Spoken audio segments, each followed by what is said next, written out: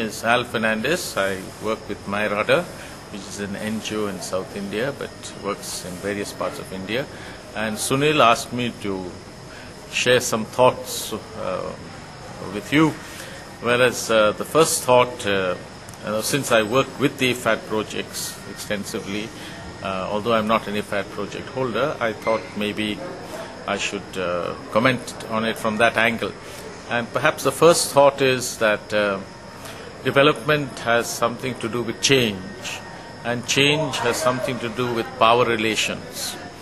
And unless our development initiatives and interventions can shift into a mode where we are able to change power relations, which are rather oppressive, we may not be effective and sustainable in the long run. And this power will come really from people's organizations, people's movements, like the self-help groups, the producer companies, the community managed resource centers, the watershed associations, the panchayat rajas.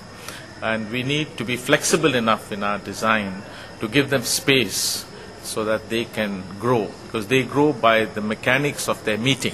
Their decision making, their interaction, their conflict resolution is what helps them to grow in skills and management and in power. The second thought I'd like to give is really related to our project design. And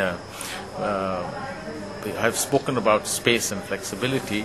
I would look at flexibility even in terms of geographical needs. For example, we are going very much now into marketing, which is again a question of linkages and power. If you want small producer groups to start marketing, you need linkages. But yet the market will be outside our project area, in most cases, because our project areas are remote. And if we then do not include these marketing linkages in our project design, they will be completely outside our project area, and we will not be able to invest in them. And that would mean that we would need to use the traditional marketing linkages, which would make it very difficult for us to break in. So we need to invest in it. We need to understand also how long we need to support producer groups over the years in order to really be sustainable. It may take time, but we need to work out a strategy.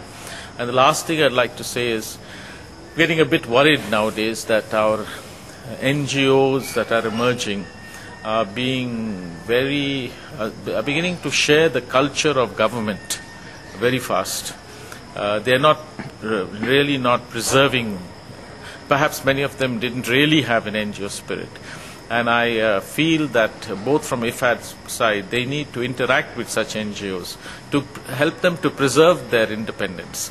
So therefore, I feel that we need to move from an administrative situation of where the project officer says everything is good in my project to saying I'm constantly having problems. That is the sign. Because in my own project, I now assess our performance only on one indicator.